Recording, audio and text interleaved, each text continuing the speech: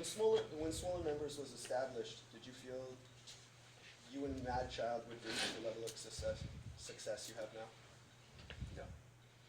Not even a little bit? Well, we didn't know what was going to happen. We just knew that we were jamming and having a blast. But truth be told, we had a lot of great connects in LA. From having Mad living in San Francisco and I lived in San Diego. And we just ended up meeting a bunch of people in SoCal that happened to be huge influences for us, all the way from Dilated Peoples to Souls of Mischief to our original DJ Zodak, who created the actual, what I would consider the classic Swollen Members logo that we still use to this day. So when we started making those connections and we're able to open up our pathways to be able to do guest verses with, people like Saphir and Everlast and Evidence and Rocka from Dilated and Babu on the cuts, which at that time, it was amazing and something that no one in the Canadian West Coast had ever done collabs like that. I don't think really in hip hop, besides the classic posse cut, people were really reaching out to other MCs to jump on their cuts, especially if they weren't immediate crew. So I think that drew a lot of attention for us, and we lived off of the strength of the 12 inches for a long time before Balance came out. So we were touring Europe and all across the US, and it wasn't until we won the first Juno in Canada for Balance that we were able to even go as far east as, I would say honestly, Winnipeg. We were always relegated to BC and Alberta, handful of shows kind of dotted here and there, but yet we toured Japan, we toured Europe twice already at that time, and the States twice as well. So having that access, I think, really opened up a lot of doors for us, and then we started to see this machine is rolling, and it's actually something that I think we're going to be able to sustain for a long time to come. But it was a total surprise. Right on. Yeah. D. Alright, so my second question. Where has the backsword movement taken the music since Swollen Members really impacted? Well, you see what it has become, right? It's worldwide. It's awesome. But again, that comes from us being able to hit all those places and sit down just exactly in situations like this, whether it's kicking it with the listeners or the fan base after the show, and having those very important first followers be able to help spread the word. And the crazy thing is, and we're already seeing with Alpha Omega, is people come back to shows, which is amazing. Quite often, think about how many times one of your groups that you love comes to town, you're like, it's dope, but I saw him 6 months ago, I'm cool on it. To come back every time and time after again, and I can always tell by, damn, that was 3 tours ago, that shirt. I can always tell by the shirts that people are rocking. Yo, we didn't do that colorway for about a year and a half. You must have been into this for a while now. So that's always a cool way to plot it. But the core of the movement has always been about building a community and building a dialogue of honesty. We hugely feed off of the feedback. Whether it's, I love this song, but it's not really hitting with me live, or this is way better live than it ever was for me on the album. You have to take all those things as an artist to be able to have a meaningful output at the end of your next project. So we take all those things into account, and that's something that I've been saying to Neff too, is it's integral, it's absolutely vital that you listen to we're making tunes. We're in the studio, we're writing, or Neff's at home writing, I'm writing, and we go into the studio, we make our jams, and at the end of the day, we've put our creative influence into it, and now we're dispersing it to the listening audience. It's up to them to disseminate whether or not they're vibing on it. So to be able to listen to that feedback is hugely important, and that's part of what has made the Bad Lax movement worldwide so powerful. Right on. Okay.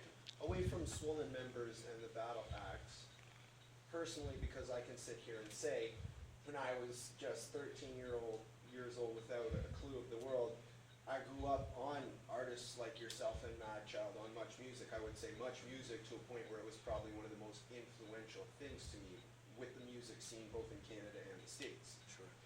What influenced you? What's your favorite song then? Favorite song? Well, I mean, I gotta say too, I obviously grew up on Much Music. I remember, this was probably before your time, but I remember watching Much Music when Michael Williams would not only do Soul in the City, before there was Rap City, there was Soul in the City, and that was, I believe at that time it was an hour long, once a week, and that was your urban music segment of Much Music. And I'll never forget it because Michael Williams would do Power Hour, which was, you know, your AC/DC, Metallica, Slayer stuff, and he'd always be wearing these, you know, rock t-shirts. He was a pretty, you know, big dude, and the sleeves, I just remember the sleeves being so tight, and he'd be rocking, you know, Metallica. He'd be like, yo, Michael Williams for the Power Hour, I'm out. And he'd do this thing where he was almost like doing an Alice Cooper, arms crossed, fading back into the blackness of the frame. And then you go to a commercial break and he'd be back wearing like a button-up silk. Yo, and welcome to Soul in the City. This is Michael Williams.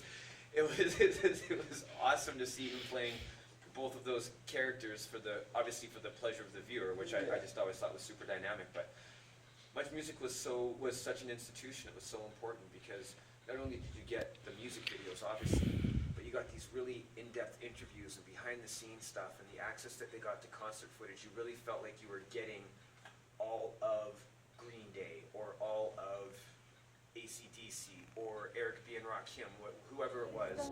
Alla fine mai più ti rivedrò. As you have already read in the newspapers, a most amazing discovery has been made in this most peaceful of countries. Ghost town. Ghost town is like the ghost town. Realistic, like these folks never existed.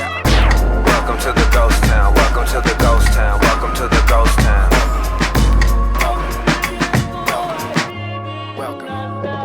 This is the renaissance of rap, West Coast back in action. Charles Bronson, torches are passing. Still old fashioned, on the rocks that is my passion. Orange oil aroma sweet just like these actors. No passes, get burned to ashes, lightning from Athens. Godly, legend in the making, it's no hobby. Smash your arts and crafts, dust devils, desert Mojave. Oasis, flow fresh spring water, splash your faces, wake up. If you sleep and get woke, eyes wide shut.